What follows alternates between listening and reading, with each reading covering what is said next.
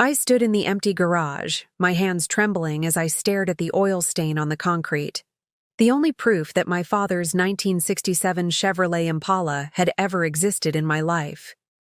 The dark blue paint that used to gleam under these fluorescent lights was gone. The beige leather seats where Daddy taught me about integrity, about legacy, about what it means to be a Johnson, vanished. My phone was still pressed against my ear. Marcus's voice crackling through the speaker with words that felt like shards of glass cutting through my chest. Tamika. Baby, just listen! You sold it. My voice came out flat, dead. I didn't even recognize it as my own. You sold my father's car. It was just sitting here, T. We needed the cash for the just sitting here? The scream tore out of me, raw and primal, echoing off the garage walls. My professional composure, the one I wore like armor in boardrooms and client meetings, shattered into 1,000 pieces on that oil-stained floor. That car was my father, Marcus. That was every Sunday morning he spent teaching me how to change the oil. That was every road trip where he told me I could be anything I wanted to be. That was him, do you understand? That was all I had left of him, silence. Heavy, suffocating silence. I could hear him breathing on the other end. Could picture him in his office downtown, probably sitting at that mahogany desk he was so proud of, wearing one of his expensive watches, calculating his next move like this was just another financial negotiation. But this wasn't a portfolio. This wasn't an asset to be liquidated. This was my father's hands on that steering wheel. His laugh when the engine roared to life. His pride when I got my driver's license and he let me take it out alone for the first time. You take care of her, Mika, he'd said, using the nickname only he was allowed to use. And she'll take care of you. 3 years. It had been 3 years since we buried Daddy, since I'd folded the American flag they handed me at his funeral, since I'd sat in that Impala and sobbed until I couldn't breathe. And in all that time, through all the grief and the healing and the rebuilding, I had that car. I had something I could touch, could sit in, could smell, Old Spice and motor oil and memory, and my husband sold it without asking. Without discussing, without even a goddamn courtesy text. How much? I asked, my voice dropping to something cold and surgical. What? How much did you sell my father's legacy for, Marcus? What was the price tag on my childhood? On my grief? On every conversation I still have with him when I sit in that driver's seat? 12,000, but Tamika, get it back. What? You heard me. I walked to the garage door, my heels clicking against the concrete with a finality that matched the steel in my voice. I don't care what it costs. I don't care what you have to do. You get my father's car back, or you can pack your shit and find somewhere else to sleep. Permanently. Before we continue with how this nightmare unfolded, drop a comment below and tell me, what city are you watching this from? I want to know where my story is reaching you. I remember the exact moment Daddy's lawyer handed me the keys. It was a Tuesday afternoon, 3 weeks after the funeral, and I was still moving through life like I was underwater, everything muffled, distorted, slow. The lawyer's office smelled like old books and furniture polish, and I sat in one of those leather chairs that's supposed to make you feel important, but just made me feel small. Your father was very specific about this. Ms. Johnson, Mr. Patterson said, sliding a manila envelope across his desk. Inside were the keys, that familiar keychain with the little wrench charm Daddy had carried since before I was born. He wanted you to have the Impala. Said it in his will, clear as day. The car goes to my daughter, Tamika. She'll understand why. My fingers closed around those keys, and I swear I could feel him.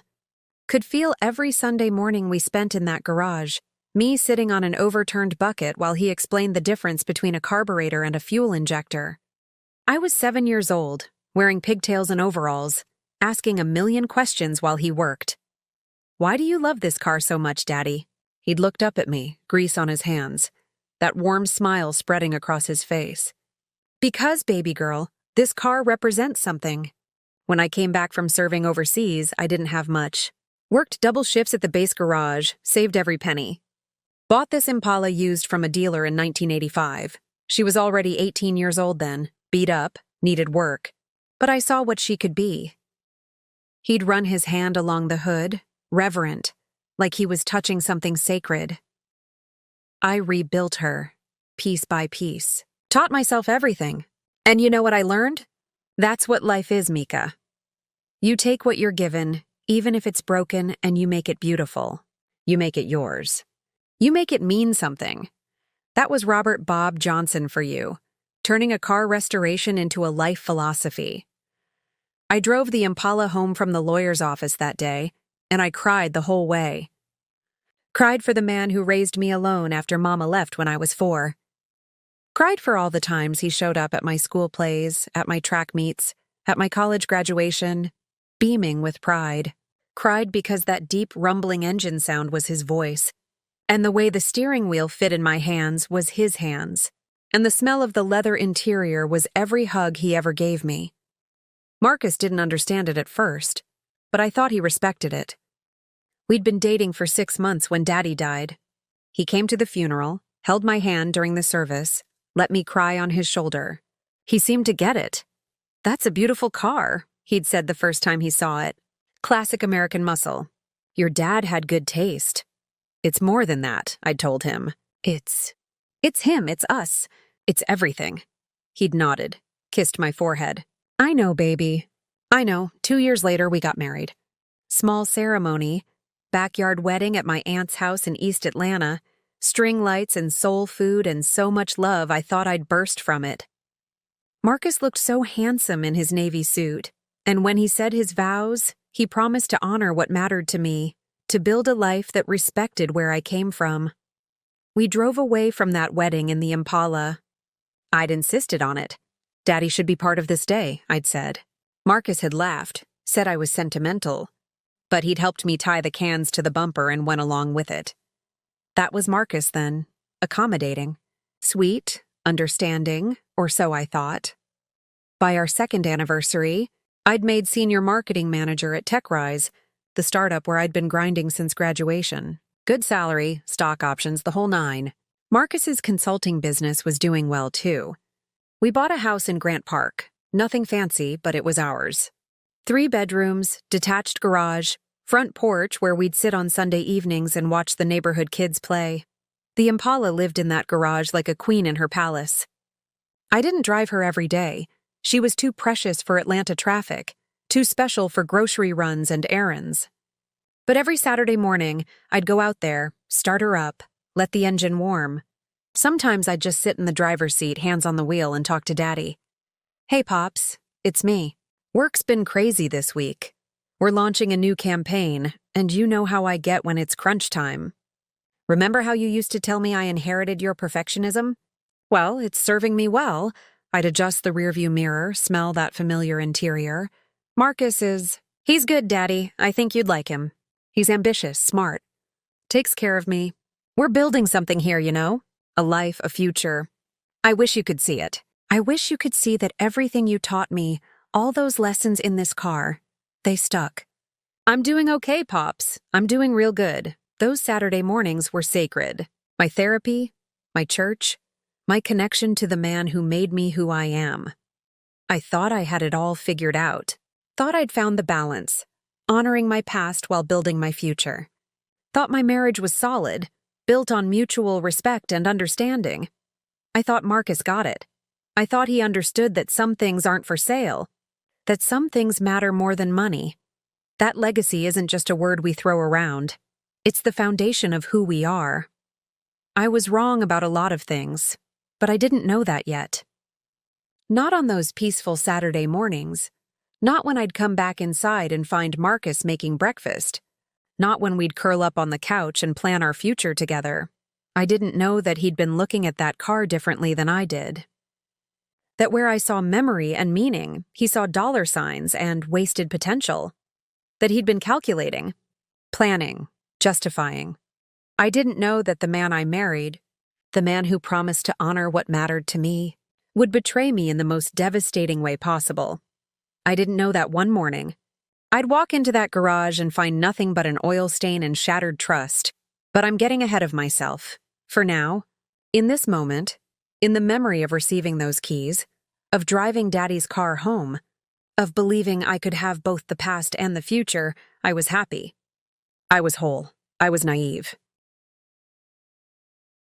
The first time Marcus said something about the car, I brushed it off. We were having dinner. Tuesday night, I'd made Daddy's jerk chicken recipe, the one he learned from his Jamaican army buddy. Marcus had his laptop open at the table. Something I'd told him 100 times annoyed me. But he was just checking one thing real quick, like he always did. You know. He said, not looking up from his screen. I was thinking about the garage situation. What garage situation? I speared a piece of chicken, already half distracted by an email thread I needed to respond to before morning.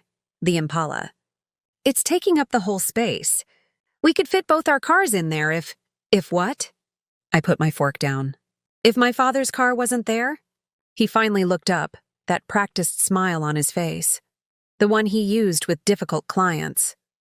I'm just saying, practically speaking, it might make sense to think about storage options. Climate-controlled facility, maybe. That way we could both park inside, especially during the winter. The car stays where it is, Marcus. Baby, I'm not saying get rid of it. I'm just saying, I know what you're saying. My voice had an edge to it that surprised even me. And the answer is no. That's my father's car. It stays in our garage. End of discussion. He raised his hands in surrender, that smile never quite reaching his eyes. Okay. It was just a thought. No big deal, but it was a big deal. I could feel it in the air between us, this new tension that hadn't been there before. That was 6 months before he sold it. Looking back now, I can see all the signs I ignored. The little comments that chipped away bit by bit at something I thought was understood between us. Like the time his boy Devin came over to watch the playoffs. I was in the kitchen making wings when I heard them talking in the living room. Man, you still got that old Chevy taking up garage space? Devin's voice carried, loud and careless. Yeah, man. It's Tamika's thing. Her dad's old car. That's a classic though, right? 6'7" Impala? Those go for decent money if they're in good condition. You could probably get 10,000-12,000 easy. More if it's pristine. There was a pause. Too long of a pause. Yeah, I've thought about it, Marcus said, and my hands stilled on the chicken wings I was arranging. But you know how women are about sentimental stuff. It's not about the money for her. Brother, everything's about money if you frame it right. Devin laughed. Tell her you'll take that cash and invest it. Turn it into 20,000 in a couple years. Make that old car work for y'all instead of just collecting dust. Maybe. Marcus's voice was thoughtful. Maybe.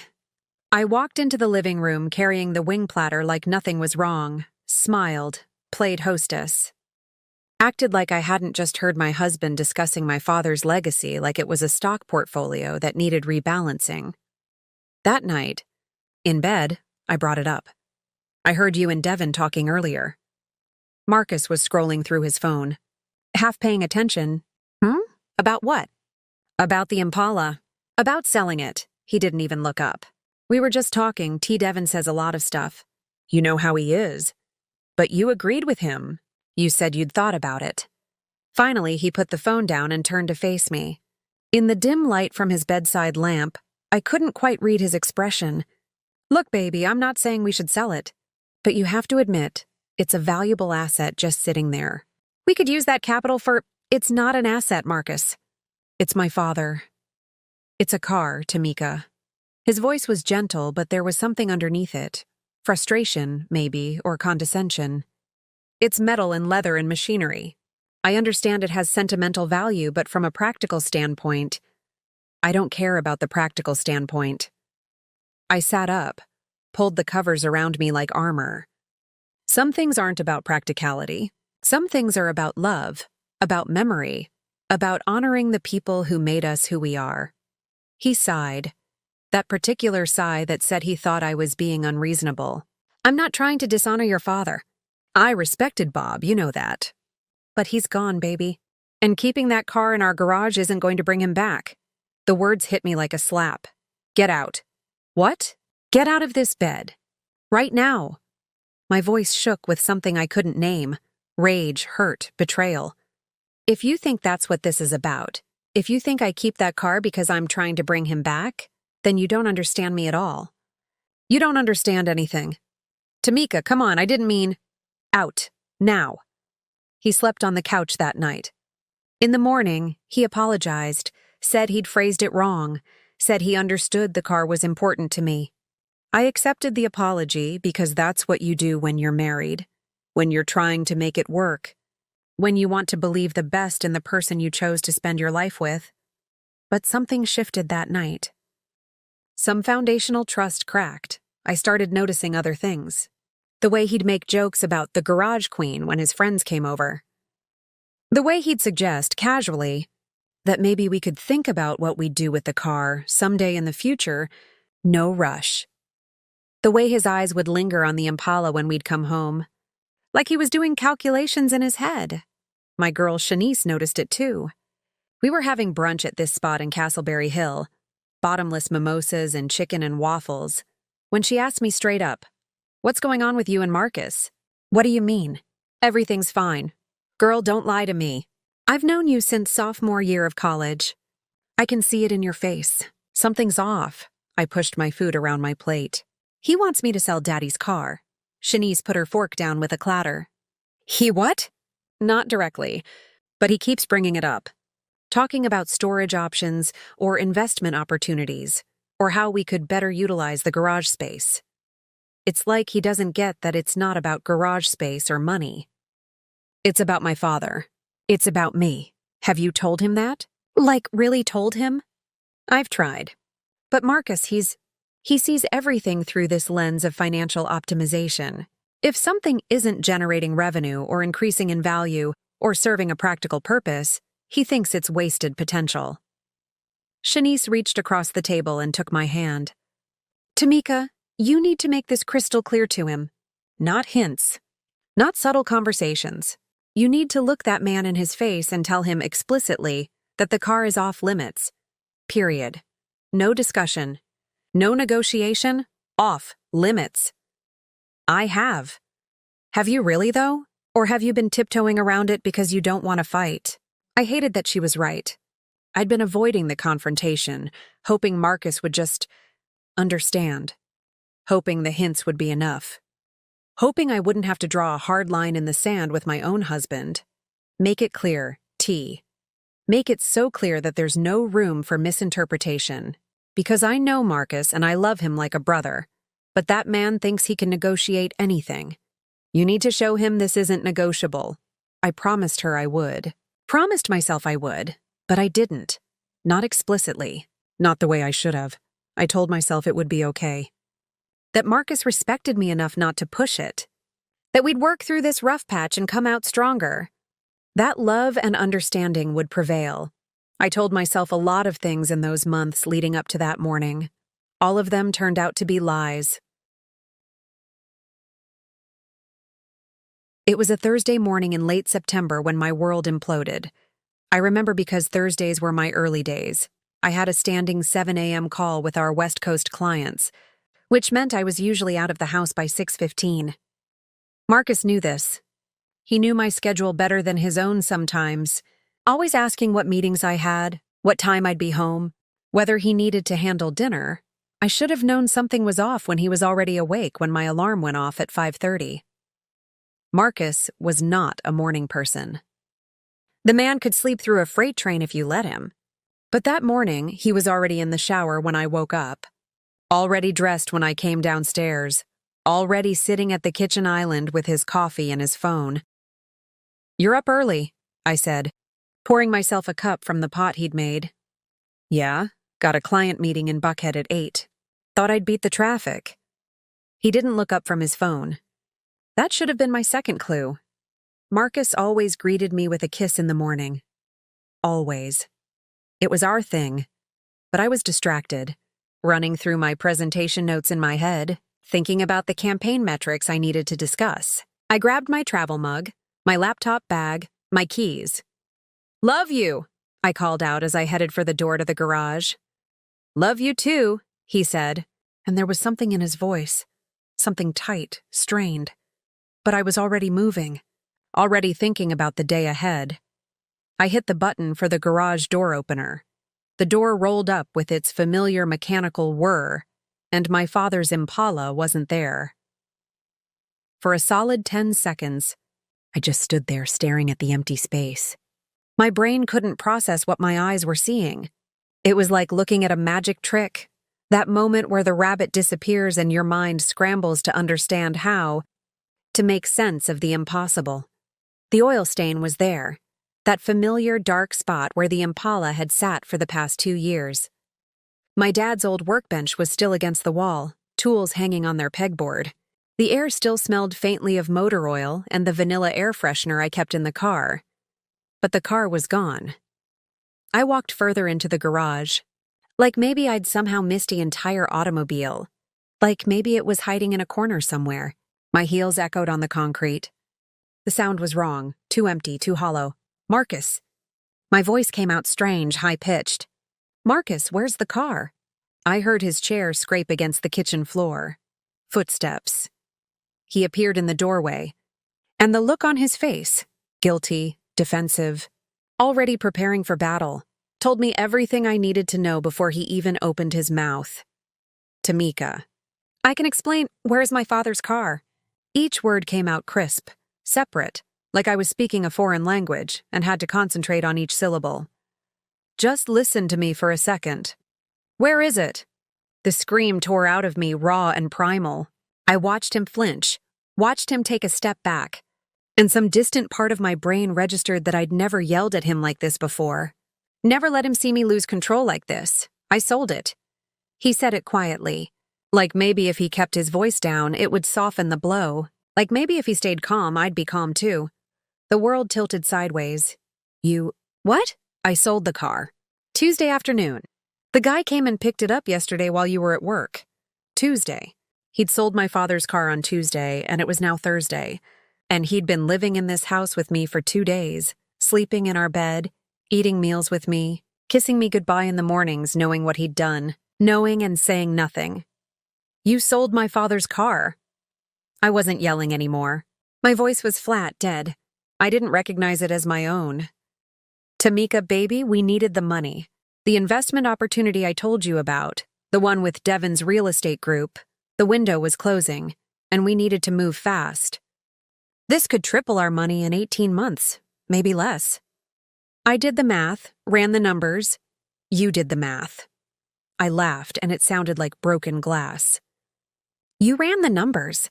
On my father's legacy, on my grief, on the one physical thing I had left of the man who raised me. You put a price tag on that and decided it was a good investment opportunity. It's not like that. Then what is it like, Marcus? The rage came flooding back, hot and overwhelming. Explain it to me. Explain how you decided, all by yourself, without asking me, without even telling me, to sell something that didn't belong to you. Something that I told you explicitly was not for sale. You weren't being rational about it. His voice rose now, matching my energy. Every time I brought it up, you shut down the conversation. You wouldn't even discuss the possibility, because it wasn't up for discussion. I was in his face now, pointing my finger at his chest like a weapon. That car was mine. Mine, Marcus. Not ours, mine. My father left it to me, and you had no right to make that decision. I'm your husband. We're supposed to make financial decisions together. This wasn't a financial decision. This was theft. This was betrayal. This was you deciding that what I value, what I love, what I need, doesn't matter as much as your investment portfolio. He grabbed my shoulders, tried to make me look at him. Baby, please just listen. I got $12,000 for it.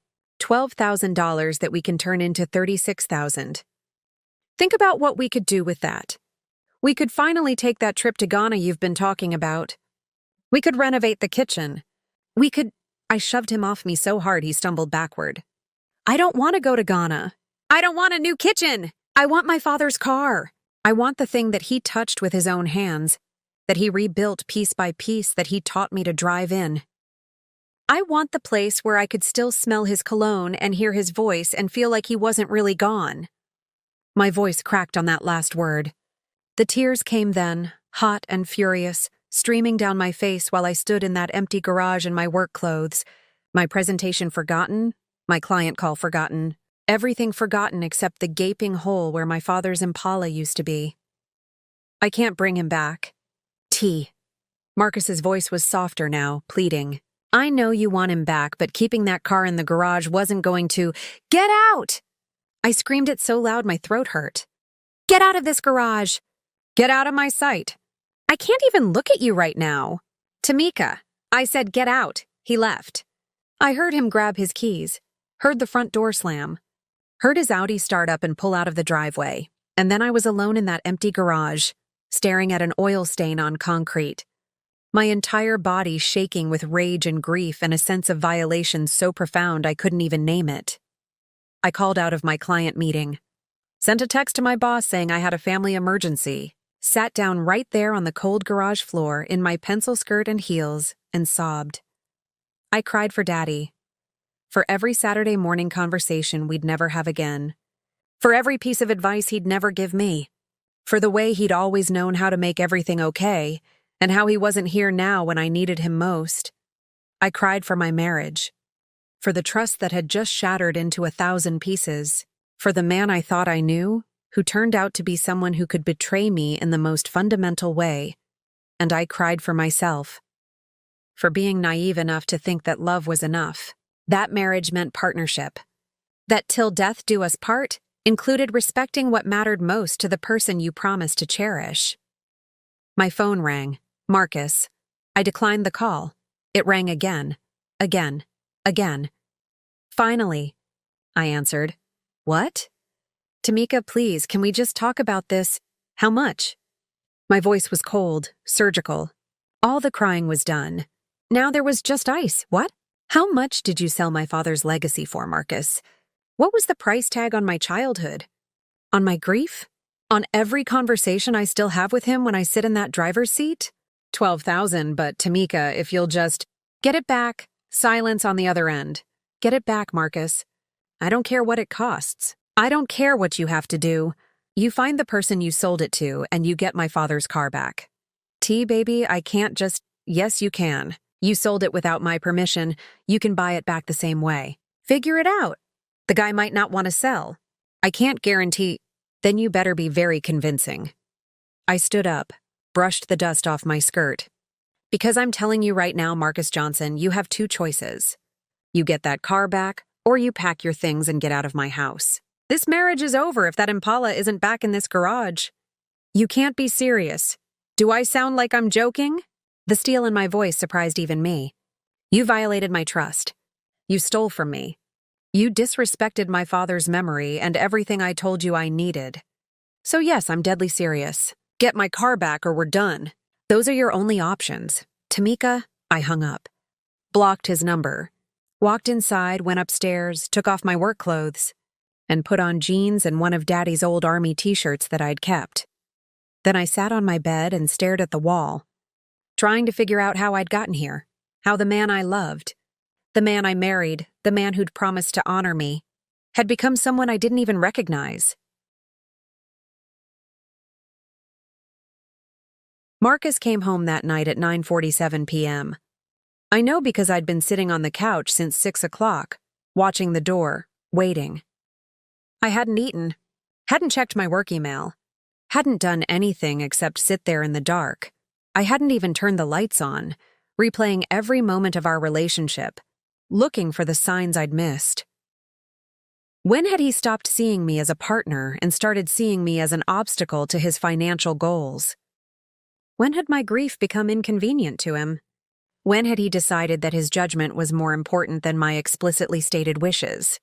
I heard his key in the lock, heard him pause in the doorway when he saw me sitting there in the shadows. T? Why are you sitting in the dark? I didn't answer. Just looked at him.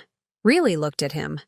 This man I'd married, 6 feet tall, wearing that charcoal gray suit he knew I loved, his wedding ring catching the light from the street lamp outside. He looked tired. Good. He should be tired.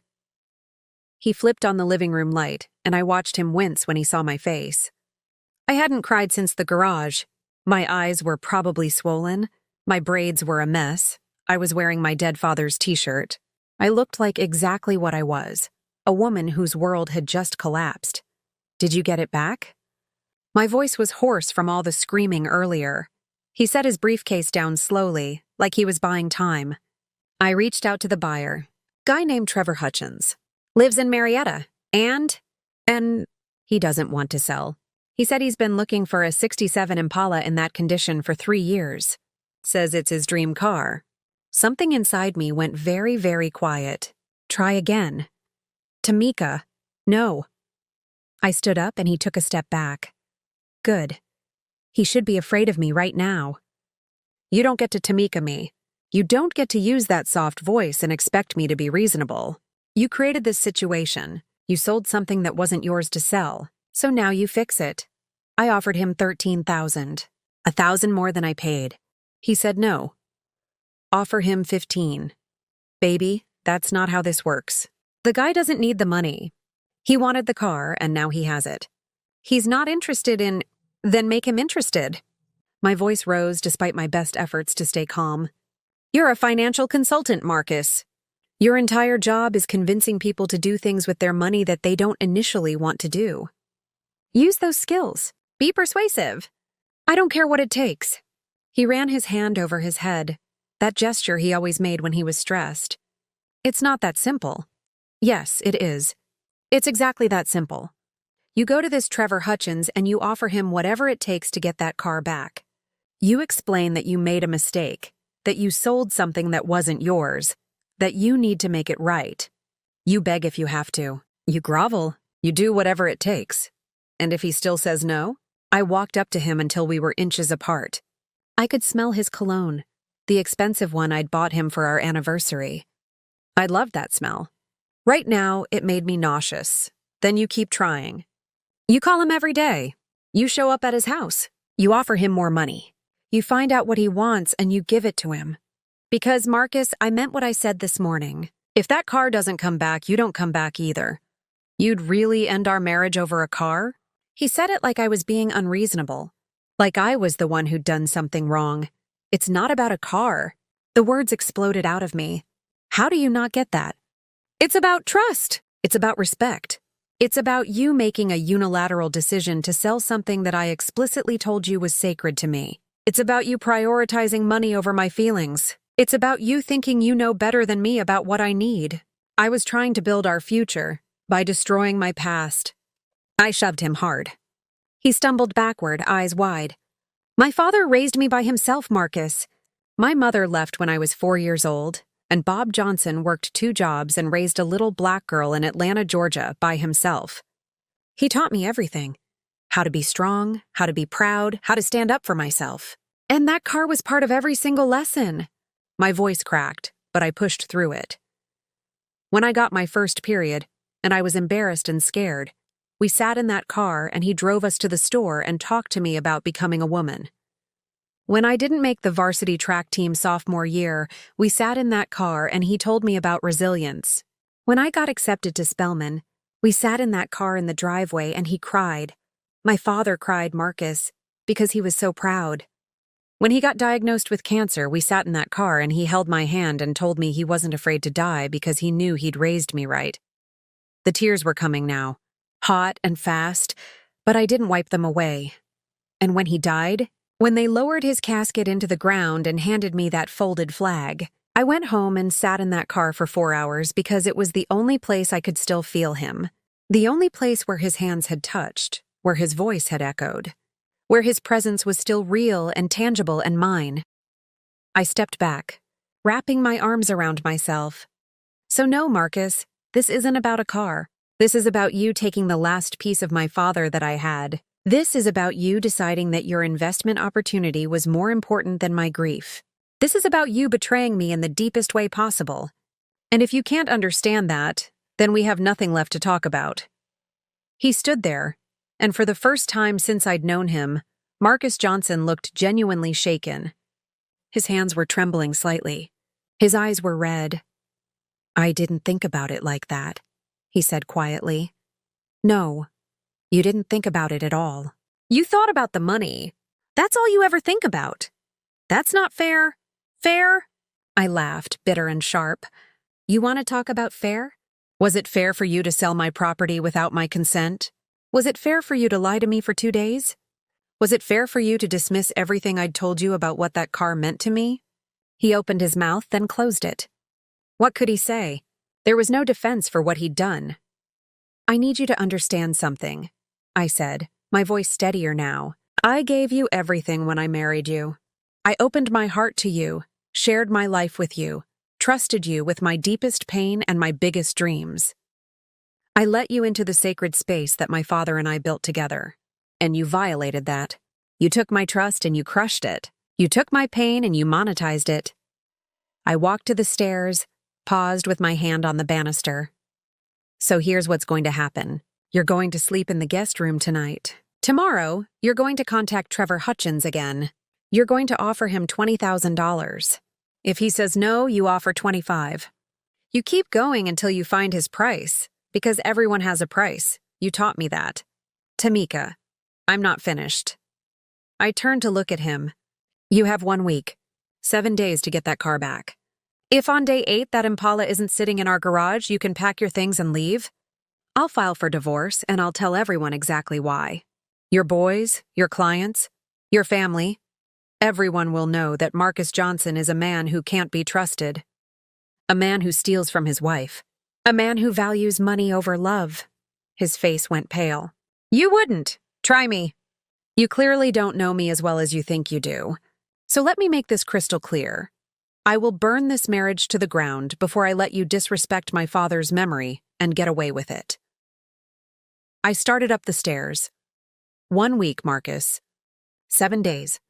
The clock is ticking. I went to our bedroom, my bedroom now, I guess, and locked the door. Heard him standing at the bottom of the stairs for a long time. Heard him finally go to the guest room. Heard the door close. I lay in bed, staring at the ceiling, and thought about Daddy. About all those times he'd told me, "Baby girl, people will show you who they are. Your job is to believe them the first time." Marcus had shown me who he was. Someone who thought he could negotiate away my pain. Someone who saw dollars where I saw memories. Someone who made decisions about my life without including me in them. The question now was, could he fix it? Could he prove that this was a horrible mistake and not a pattern? Could he show me that the man I married was still in there somewhere, underneath the ambition and the financial calculations? 7 days would tell, and if they didn't tell me what I needed to hear, then I'd do exactly what I promised. I'd end this marriage and never look back, because some things are sacred, and the memory of Robert Bob Johnson, the man who taught me my worth, who showed me what love looked like, who gave me roots and wings in equal measure, was sacred enough to fight for, even if it meant fighting the man I'd sworn to love forever. Day 1. Marcus left the house before I woke up. I found a note on the kitchen counter, his handwriting rushed and messy. Meeting with Trevor at 10. I'll fix this. I promise.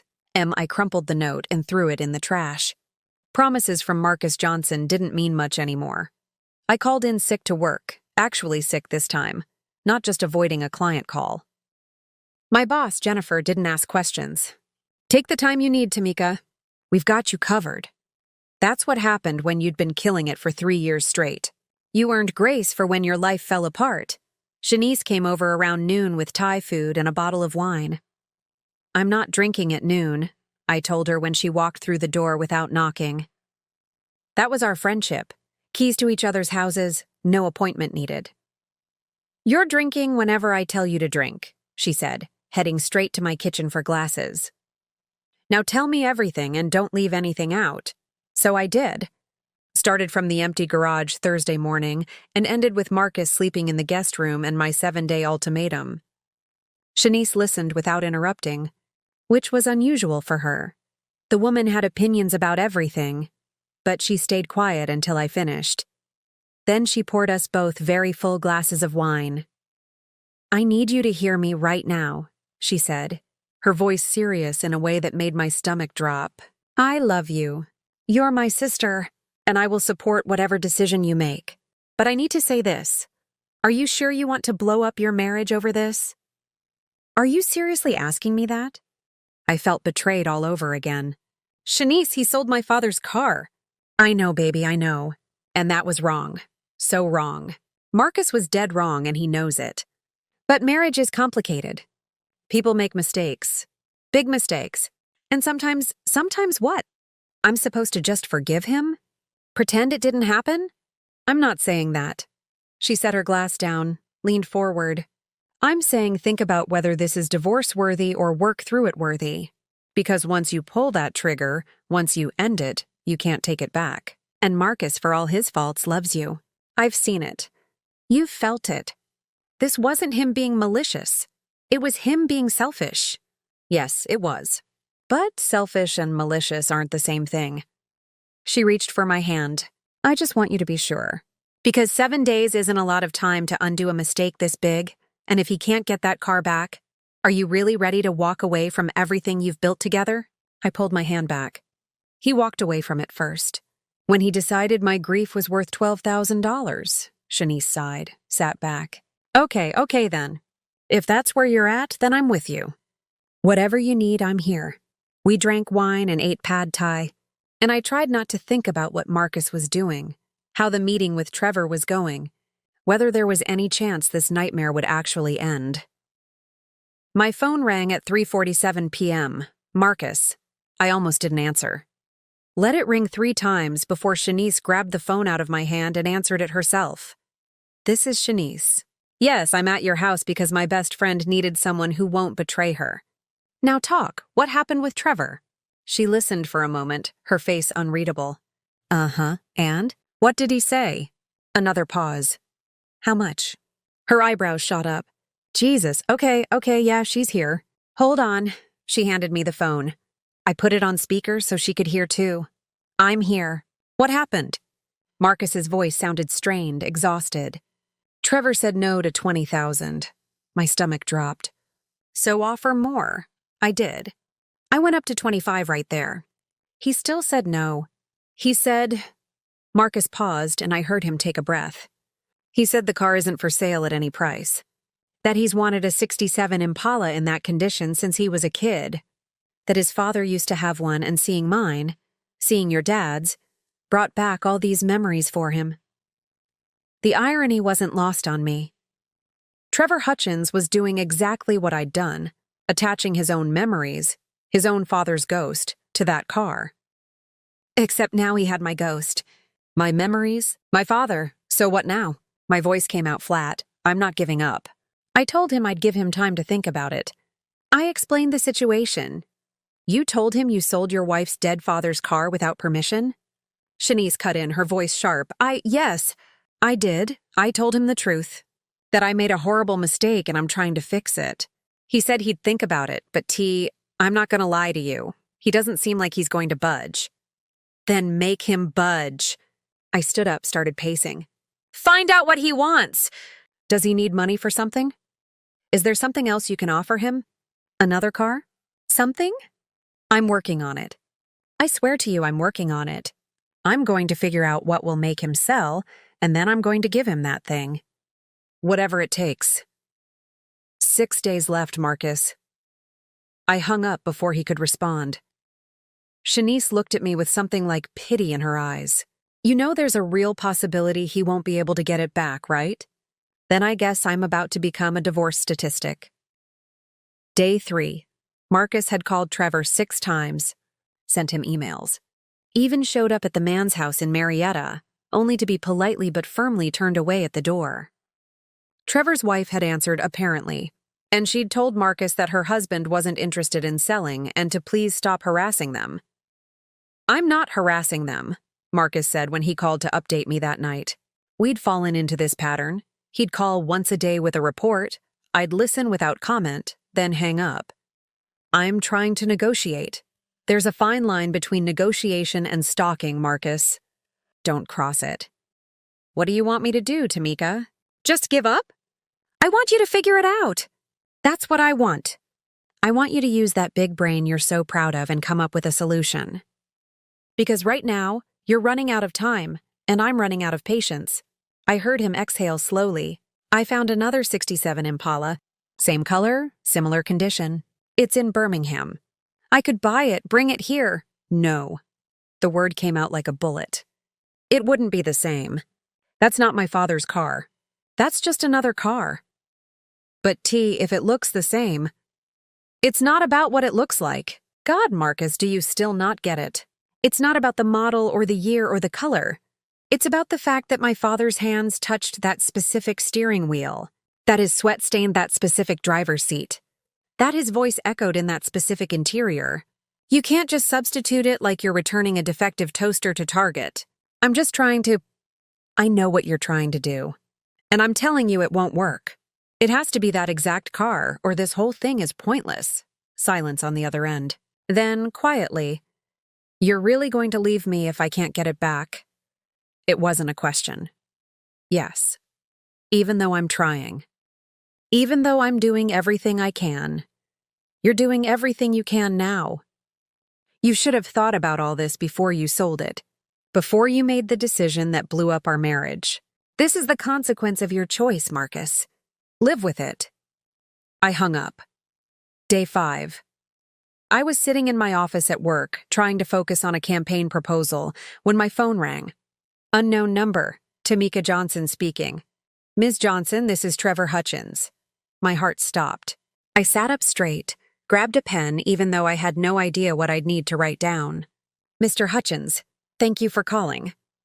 I wanted to reach out to you directly. Your husband has been persistent. I apologize if he's been bothering you. No, it's not that. He paused.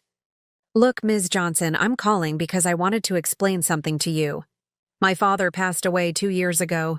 Lung cancer. He had a '67 Impala when I was growing up. Same color as yours. Sorry as the one I bought. Sold it when I was in high school to pay for my college. I never forgot that car. Spent years looking for one just like it. My throat tightened. I knew exactly where this was going. When your husband contacted me about selling and I saw the photos, it was like I could hear my dad's voice again. I know that probably sounds crazy to you. It doesn't, I whispered. It doesn't sound crazy at all. So I need you to understand, this isn't me being difficult. This isn't me trying to drive up the price or play games. This car means something to me. The same thing it means to you, I think. I closed my eyes. Then you understand why I need it back. I do. And I'm sorry, but I can't sell it. I just can't. I know your husband made a mistake. I know the situation is terrible for you.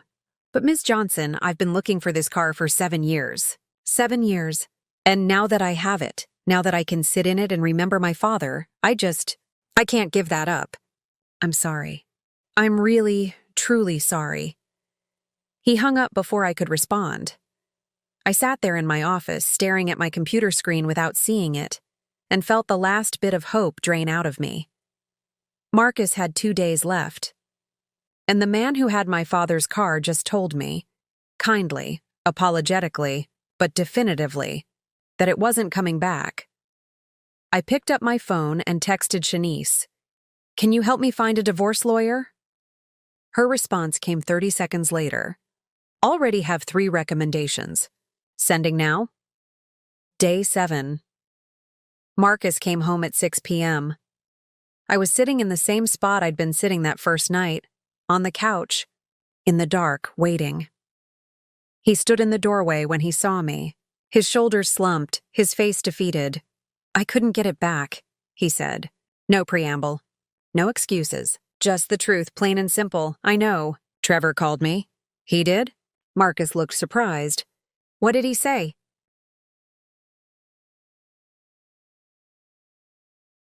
That his father had a car just like it. That he's been looking for one for 7 years. That he can't give it up because it connects him to his dad. I stood up, walked to the window. He basically said everything I've been trying to tell you since Thursday.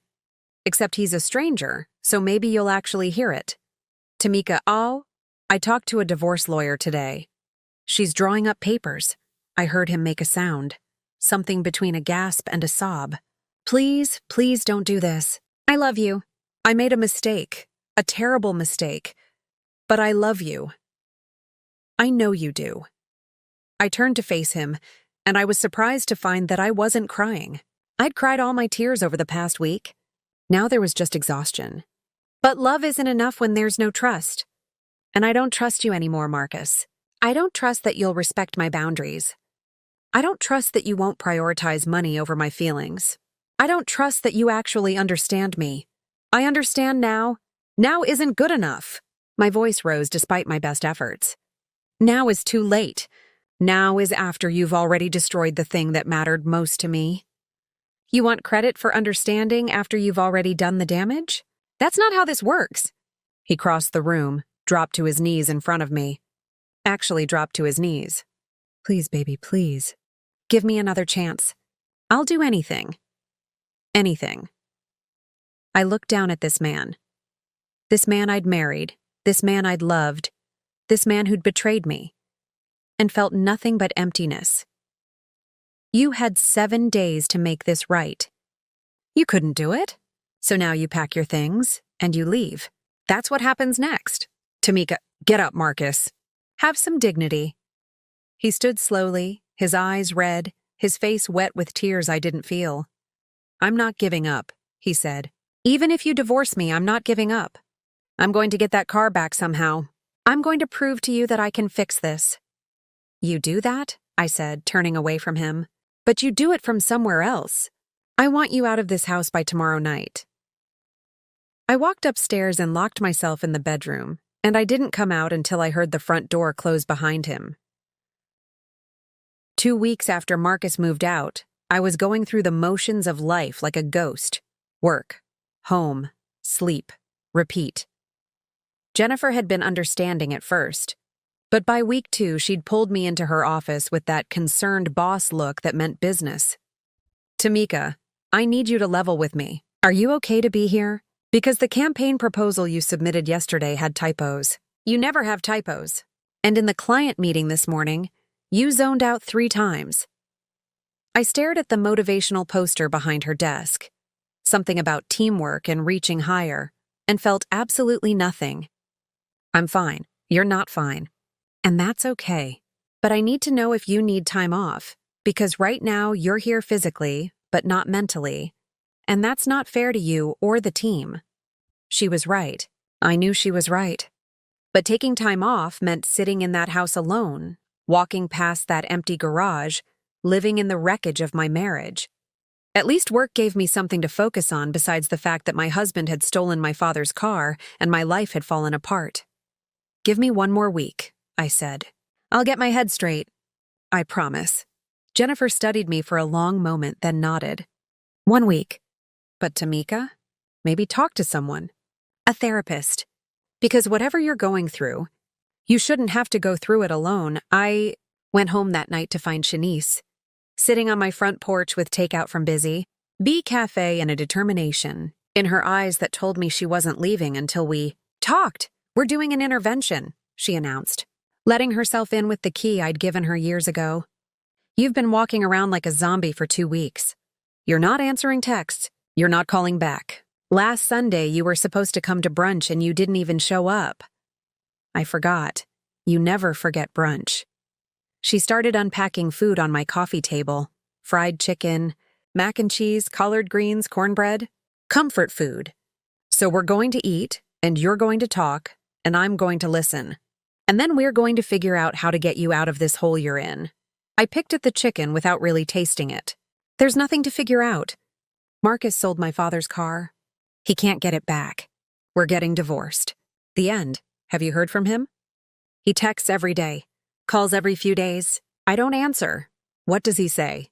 I pulled out my phone, scrolled through the messages I'd been ignoring, started reading them aloud, still working on it. Trevor won't budge, but I have another idea. I contacted a classic car dealer. He said he might be able to help facilitate a deal. I know you don't want to hear from me, but I need you to know I haven't given up. I love you. I'm sorry. I'm going to fix this. I locked my phone, set it down. That's what they all say. Variations on the same theme. He's still trying. He hasn't given up. He loves me. Like any of that matters. Does it matter? Shanice asked quietly. That he's still trying? No. But even as I said it, I wasn't sure I meant it. I don't know, maybe. I'm so angry at him, Shanice.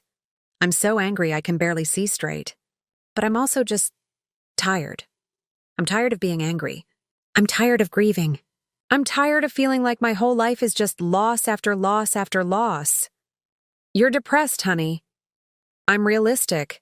Those aren't mutually exclusive. She reached over, took my hand. Listen to me. I know you're hurting. I know Marcus messed up, catastrophically messed up. But I also know that you loved him. Maybe you still love him. And before you make a permanent decision, before you sign those divorce papers, I think you need to figure out what you actually want. I want my father's car back. I know. But baby, what if that's not possible? What if Trevor never sells? What if this is just it? Are you really ready to lose Marcus too? To lose everything? I pulled my hand away. He's the one who lost everything. He made the choice. He sold the car. All of this is on him. You're right, it is. But you're the one who has to decide what happens next. And I just want to make sure you're making that decision from a place of clarity, not just rage and grief. I wanted to argue with her, wanted to defend my choice, my ultimatum, my right to end a marriage with a man who'd betrayed me. But somewhere deep down, under all the anger and hurt, was a tiny voice asking, what if she's right? What if I was so focused on what Marcus had done wrong that I couldn't see whether there was anything worth saving? I didn't have an answer. So I ate my fried chicken in silence while Shanice talked about her own drama, her boyfriend who couldn't commit, her mother who kept asking about grandchildren, her coworker who kept taking credit for her ideas. Normal problems, regular life problems, problems that seemed so simple compared to mine. 3 weeks after Marcus moved out, my phone rang at 11 p.m. I was already in bed, halfway to sleep, when the buzzing jolted me awake. Marcus. Of course it was Marcus. I should have let it go to voicemail. Should have turned off my phone and gone back to sleep. But something made me answer. What? I need to tell you something. His voice was strange, excited and terrified at the same time. I found someone who can help. A guy named Raymond who specializes in negotiations for classic car sales. He's worked with collectors before, really stubborn ones, and he has strategies for, Marcus, it's 11 o'clock at night. I know, but this guy is good. He said he can get Trevor to sell. He just needs time and the right approach. He's confident he can. How much is this going to cost? I interrupted. Silence. Marcus. How much? His fee is $3,000, plus whatever we end up paying Trevor. But if he can get the car back? So you're spending $3,000 just to have someone try to convince Trevor to sell? Yes, if that's what it takes. I sat up in bed, turned on the lamp. This is insane. You know that, right? You're hemorrhaging money on a car that you sold for $12,000. Even if this Raymond person succeeds, even if Trevor agrees to sell, you're going to end up paying double, maybe triple, what you got for it in the first place. I don't care about the money. Since when? The words came out sharper than I intended. Money is all you care about. That's why we're in this mess. That's not fair, isn't it? You sold my father's car because you wanted to make an investment. Because you saw dollar signs where I saw memories. Because you've always valued financial gain over emotional value. So forgive me if I find it hard to believe that suddenly you don't care about money. I care about you. His voice cracked. I care about us. I care about fixing what I broke. And if that means I have to spend every penny I have, then that's what I'll do. You should have thought about that before you sold it. I was so tired. So impossibly tired of this conversation, this situation, this nightmare that wouldn't end. Look, Marcus, I appreciate that you're trying. I do. But it's been 3 weeks. Trevor isn't going to sell. This Raymond person isn't going to change his mind. It's over. The car is gone. And so are we. Don't say that. Please don't say that. The divorce papers are ready. My lawyer is just waiting for me to give the word to file them. I've been holding off because some part of me wanted to see if you could actually pull off a miracle. But there's no miracle coming. It's time to face reality. Give me 1 more month. His voice was desperate now, pleading. Just 1 more month. Let Raymond try. Let me try. And if at the end of 30 days the car isn't back, then I'll sign whatever papers you want. I'll walk away. I'll give you the divorce without a fight. Just please, baby, please give me 1 more chance. I closed my eyes, pressed my fingers against my temples. Every logical part of my brain was screaming at me to say no, to end this, to stop dragging out the inevitable. But there was another part, smaller, quieter, but persistent, that wondered if maybe Shanice was right. If maybe I needed to give him this one last chance, not for him, but for me. So I could know with absolute certainty that I'd done everything possible before I walked away. 30 days, I finally said. That's it. No extensions. No excuses. 30 days from tonight, if that car isn't back in my garage, we're done. For real this time. No more conversations. No more chances. Done. Thank you. Oh God, thank you, T. I swear I won't let you down this time. You already let me down, Marcus. This is just you trying to unlet me down. There's a difference. I hung up before he could respond. The next morning, I woke up to a text from an unknown number. Ms. Johnson, this is Raymond Cole. Your husband hired me to negotiate the return of your father's 1967 Impala. I wanted to reach out directly to assure you that I take this matter very seriously and will do everything in my power to facilitate a successful outcome. I understand the emotional significance of this vehicle, and I want you to know that this isn't just business to me, it's personal. I lost my own father 5 years ago, and I understand the importance of tangible connections to the people we've lost. I'll be in touch with updates as they develop. I stared at that text for a long time. Marcus had hired someone who understood. Someone who got it, not just intellectually, but emotionally. Someone who knew what it meant to lose a father and desperately want something. Anything to hold on to. For the first time in 3 weeks, I felt the tiniest flicker of something that might have been hope, and that terrified me more than anything else. Because hope meant vulnerability. Hope meant opening myself up to disappointment again. Hope meant caring about the outcome, which meant caring about whether Marcus succeeded or failed.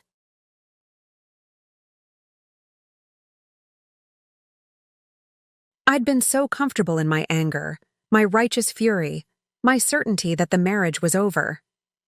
Hope threatened all of that. Hope made everything complicated again. I didn't respond to Raymond's text. Didn't respond to Marcus's follow-up message thanking me for giving him another chance. Just went to work, came home, existed in the space between grief and rage and that dangerous, fragile thing called hope. 30 days. That's what I'd given him. 30 days to either save our marriage or definitively end it. The clock was ticking. Raymond Cole wasn't what I expected.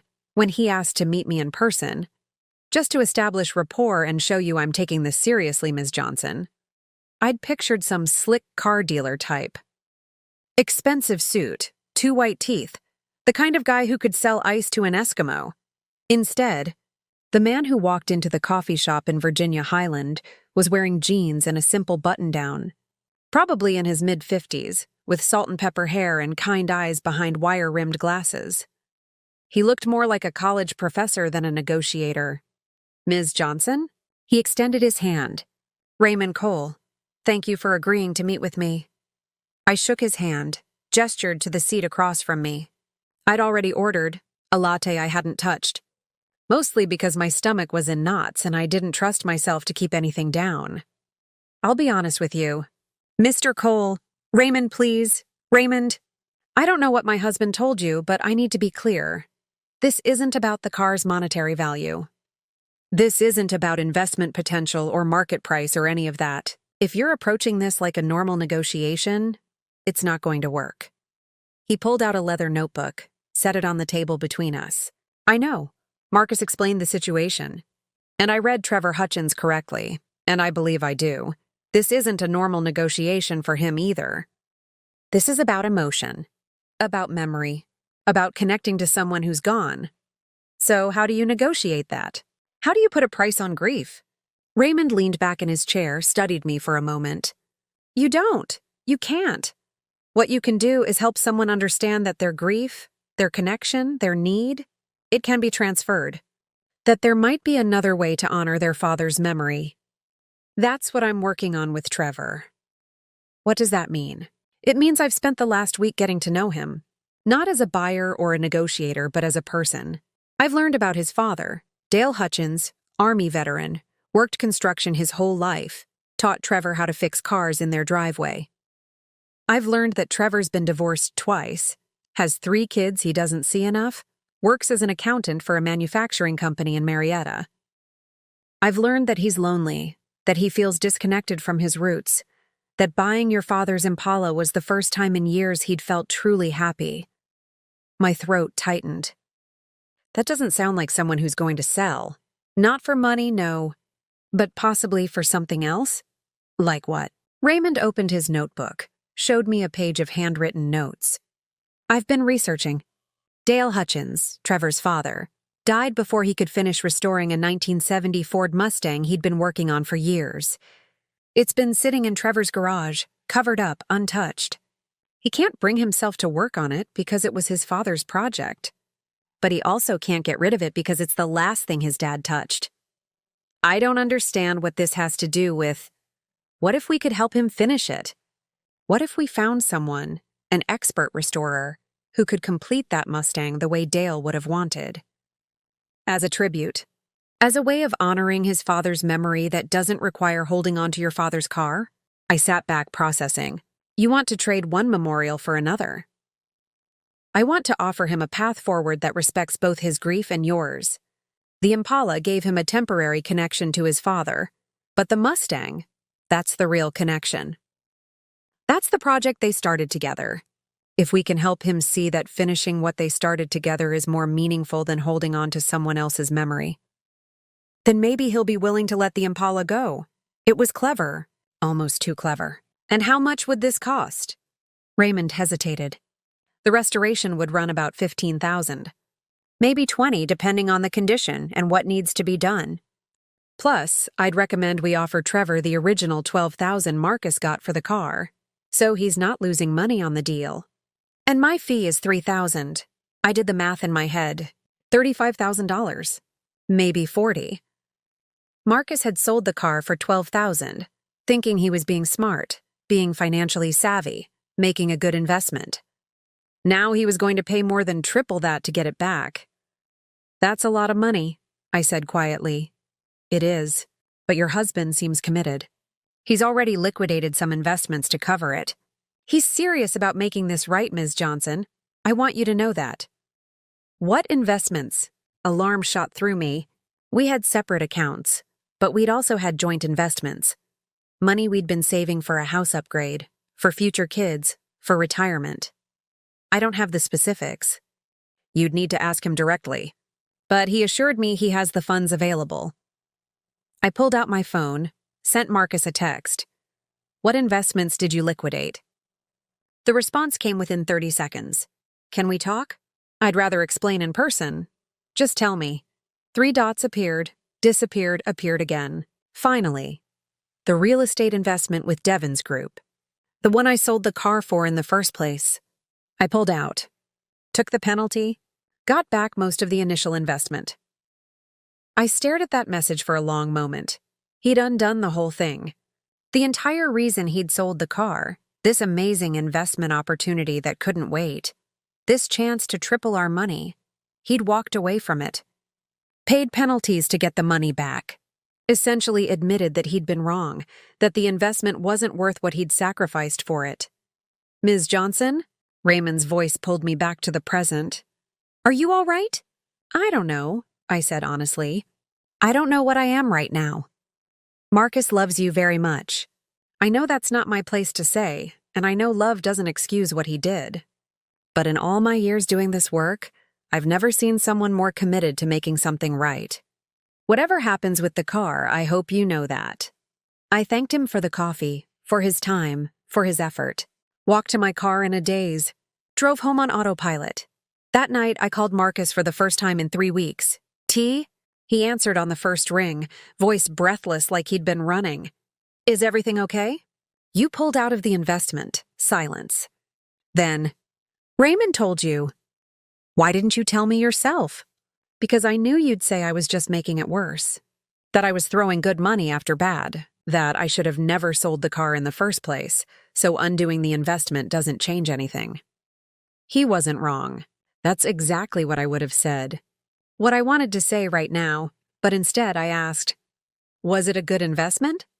The real estate thing with Devin? Probably. Devin thinks I'm an idiot for pulling out. Says I'll regret it when everyone else doubles their money in a year. Do you regret it? No. His answer was immediate, certain. I regret selling the car. I regret betraying your trust. I regret every single decision I made that led to this nightmare.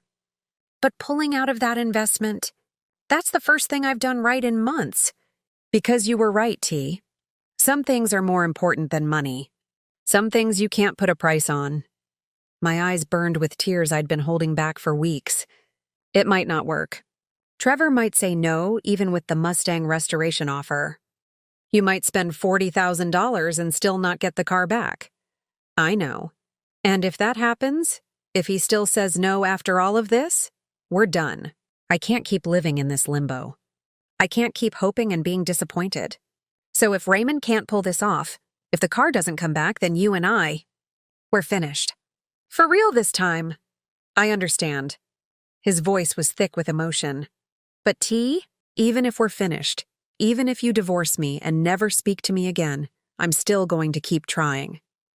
I'm going to keep trying to get that car back, even if it's not for us, even if it's just for you. Because you deserve to have your father's car. You deserve to have that connection, and I took it from you, so I'm going to spend the rest of my life trying to give it back. I closed my eyes, pressed my hand against my chest where my heart was breaking and healing and breaking again. Don't make promises you can't keep, Marcus. It's not a promise. It's a fact. I'm not giving up, ever. We sat in silence for a moment, breathing into our phones, connected by nothing but air and regret and the faintest possibility of redemption. Raymond seems nice, I finally said. Professional. He's the best. Everyone I talked to said if anyone could pull this off, it's him. When will we know? When will Trevor give an answer? Raymond's meeting with him this weekend. He's going to present the whole plan, the Mustang restoration, the money, everything. He thinks Trevor will need a few days to think about it, maybe talk to his kids about it. But we should know something by the end of next week. 1 more week. 7 more days of not knowing, of existing in this space between married and divorced, between hope and despair. Okay, I said. Okay, keep me updated. I will. Every day. Every step. I promise. He caught himself. I mean, I will. You'll know everything as soon as I know it. Marcus? Yeah? Thank you. For trying. For taking this seriously. For understanding, finally, what this means to me. I should have understood from the beginning. I'm sorry it took losing you to figure it out. I hung up before I said something I'd regret. Something soft and forgiving and premature. Because the truth was, I didn't know if I could forgive him. Didn't know if Raymond's plan would work. Didn't know if there was a version of this story where Marcus and I came out the other side still together. All I knew was that for the first time since that horrible Thursday morning, I wasn't just angry, I was something else. Something more complicated. I was still hurt. Still betrayed. Still grieving the loss of the car and the marriage I thought I had. But I was also seeing my husband, really seeing him, maybe for the first time. Seeing someone who'd made a terrible mistake and was willing to pay any price to fix it. Someone who'd finally understood that love wasn't about financial optimization or smart investments. It was about showing up. About honoring what matters to the people you love. About sacrifice. Whether that was enough to save us, I didn't know. But for the first time in weeks, I was willing to wait and see. The call came on a Tuesday afternoon. I was in a budget meeting, half listening to Jennifer talk about Q4 projections, when my phone buzzed on the table. I glanced down. Marcus. My heart stopped. This was it. This was the moment that would determine everything. I'm sorry, I interrupted Jennifer mid-sentence. I need to take this. It's important. I didn't wait for permission. Just grabbed my phone and walked out of the conference room, found an empty office, closed the door. Tell me. My voice came out steadier than I felt. He said yes. Marcus's voice broke on the words. Trevor said yes. Raymond, he did it. He convinced him. The car is coming home, T. Your father's car is coming home. I sat down hard in the desk chair, my legs suddenly unable to hold me. When? This weekend. Saturday morning. Trevor wants to drive it over himself. Wants to say goodbye to it properly. Raymond's handling all the paperwork, the title transfer, everything. But baby, it's done. It's really done. I should have felt relief, joy, something triumphant and victorious. Instead, I just felt exhausted, like I'd been holding my breath for 6 weeks and finally could exhale. How much? I asked. Final number, Marcus hesitated. 38,000. The restoration estimate came in lower than expected, and Trevor didn't want the original 12 back. Said it felt wrong to take money for returning something that wasn't really his to begin with. So it's just the restoration cost, Raymond's fee, and some legal fees for the title work. $38,000. More than 3 times what he'd sold it for. Money that could have gone toward a bigger house, toward starting a family, toward our future. Money that Marcus had spent without hesitation to fix what he'd broken. Okay, I said. Okay, thank you for telling me. T? Are you okay? Was I okay? I didn't know what I felt, what I thought, what any of this meant for us. I need to go, I said. I'm at work. I'll talk to you later. I hung up before he could respond, before I had to figure out what to say next. Saturday morning arrived wrapped in that perfect October weather Atlanta does so well. Crisp air, brilliant sunshine, leaves just starting to turn. I'd barely slept the night before, kept waking up every hour to check the clock, to make sure I hadn't somehow missed the morning. Marcus had texted asking if he should be there when Trevor arrived. I'd said yes. Whatever was happening between us, whatever we were becoming or unbecoming, he should be there for this. He'd earned that much. He showed up at 9:45, 15 minutes early. I watched from the front window as he got out of his car. Not the Audi, but a rental sedan. When had he switched cars? Had he sold the Audi too? How much of his life had he dismantled to fix this? I opened the door before he could knock. We stood there looking at each other, and I realized this was the first time we'd been face to face since that night 3 weeks ago when I'd told him to leave. He looked thinner, tired. There were shadows under his eyes that hadn't been there before. Hey, he said softly. Hey. You look good. I almost laughed. I was wearing old jeans and one of Daddy's army t-shirts again, my grief uniform. My hair was pulled back in a messy bun. I hadn't bothered with makeup. I looked like exactly what I was, a woman who'd been through hell and was still trying to find her way back. You look terrible, I said, and this time I did laugh, just a little. He smiled, sad and real. Yeah, well, it's been a rough few weeks, for both of us. A car turned onto our street, a deep blue 1967 Chevrolet Impala moving slowly, deliberately.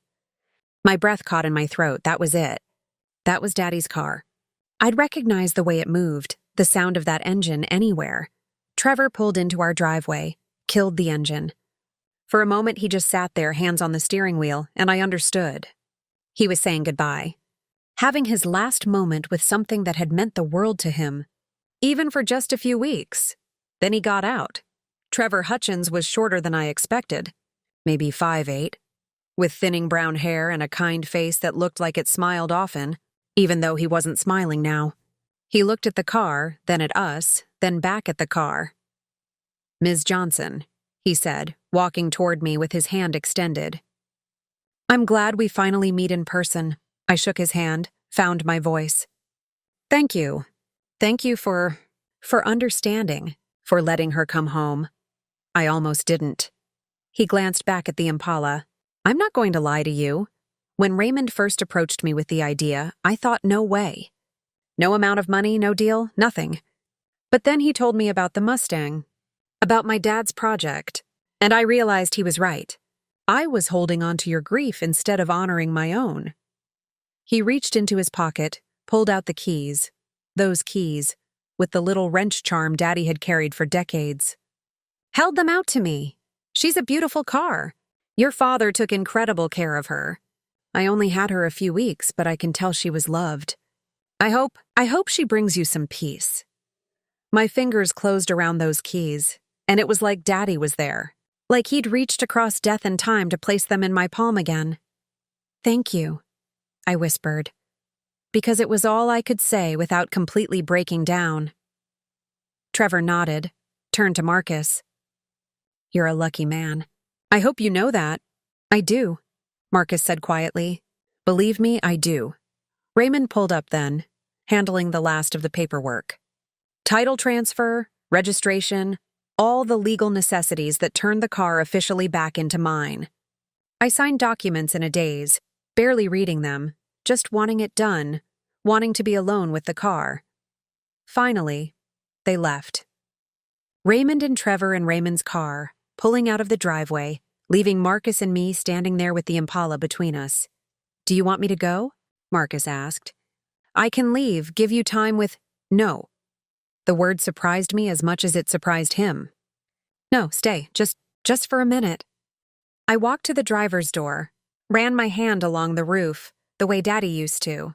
The paint was exactly as I remembered. Deep blue, perfectly maintained, gleaming in the morning sun. I opened the door and slid into the driver's seat, and there it was. Everything I'd lost. Everything I thought was gone forever. The beige leather, worn soft in all the familiar places. The steering wheel with the tiny crack in the 10 o'clock position from that summer Daddy and I drove to Savannah, and the heat was so intense the leather split. The dashboard with the little scratch near the radio where I'd accidentally hit it with my backpack in high school. The rearview mirror Daddy had adjusted 1,000 times. The smell. God, the smell. Old Spice and motor oil and time and memory and love. I gripped the steering wheel and let the tears come. Big, gulping sobs that shook my whole body. Crying for Daddy, for the years without him, for the grief that never really went away but just learned to live quietly in my chest. Crying for my marriage, for the trust that had shattered, for the man standing outside the car not knowing if he should come closer or give me space. Crying because sometimes the things we lose come back to us, but they're never quite the same as they were before. After a while, I don't know how long, I felt the passenger door open. Marcus slid into the seat next to me, the seat where Daddy used to sit, and he didn't say anything. Just sat there while I cried. Finally, when the tears slowed, when I could breathe again, I turned to look at him. $38,000, I said. Worth every penny. That was our future, Marcus. That was the down payment on a bigger house. That was starting a family. That was money. He turned in his seat to face me fully. T, I spent our whole marriage thinking money was how you built a future, how you proved you loved someone. By making smart investments, by growing your portfolio, by always thinking about the bottom line. But I was wrong, so wrong. Money isn't what builds a future. Trust is, respect is. Understanding what matters to the person you love and honoring that, that's what builds a future. You really believe that now? Or are you just saying what I want to hear? I believe it. Because I lost you over $12,000, and I would have spent $12 million if that's what it took to get you back.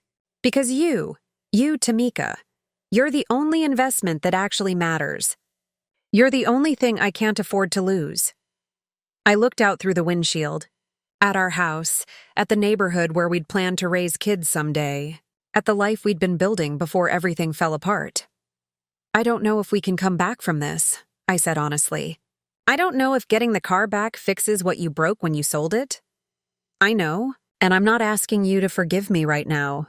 I'm not asking you to take me back or give me another chance or pretend like the last 6 weeks didn't happen. I'm just asking, can we start over? Can we go back to the beginning and build something new, something better, with the lessons we learned from this disaster? Start over how? He thought for a moment. Hi, I'm Marcus Johnson. I'm a financial consultant who's learning that not everything valuable can be measured in dollars. I'm a husband who made the worst mistake of his life and is committed to spending the rest of his life proving he's learned from it. And I'm a man who's desperately in love with a woman who deserves so much better than what I gave her, but I'm hoping she'll give me the chance to become the man she deserves. Despite everything, I smiled. Just a little. That's a terrible pickup line. I know. I'm out of practice. So what do you say? Can I buy you a cup of coffee? Can we talk? Can we see if there's a version of us that's stronger than the one that broke? I looked down at the keys in my hand, thought about Daddy, about what he would say if he were here. He'd probably tell me that people make mistakes, that forgiveness is harder than anger, that love is a choice you make every day, not just on the easy days, but especially on the hard ones. He'd probably also tell me that Marcus better never, ever touch this car again. Coffee, I said finally. We can start with coffee. But Marcus, I need you to understand something. Getting the car back doesn't erase what you did. It doesn't automatically fix our marriage. We have a lot of work to do, a lot of trust to rebuild. And I don't know if we can do it. I don't know if I can fully forgive you, but I'm willing to try. That's all I can promise right now, that I'm willing to try. That's all I'm asking for. He reached over, hesitated, then gently touched my hand where it rested on the steering wheel. Thank you for giving me one more chance. I swear I won't waste it. I turned my hand over, laced my fingers through his. You better not. Because there won't be a next time. You understand that? This is it. You get one more chance to prove you know who I am, what I need, what matters to me. One more chance to be the partner I deserve. If you blow it again, I'm gone. For good, I understand. And I won't. I promise you, T. I won't. We sat there in Daddy's car, holding hands, and for the first time in 6 weeks, I felt something other than anger or grief or despair. I felt possibility. The possibility that maybe, just maybe, we could survive this. That maybe the fire that had nearly destroyed us could forge us into something stronger.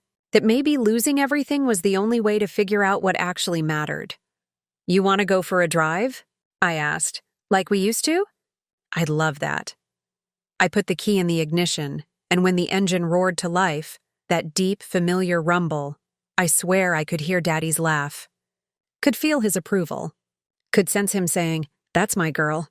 You take care of her, and she'll take care of you."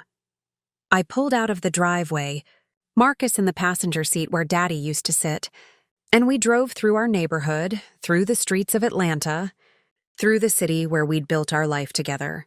And with every mile, with every turn of the wheel, I felt a little bit more like myself, a little bit more whole, a little bit more ready to see what came next. The road ahead was uncertain. Our marriage was still fragile, still broken in places that might never fully heal. But we were moving forward, together. And that had to count for something.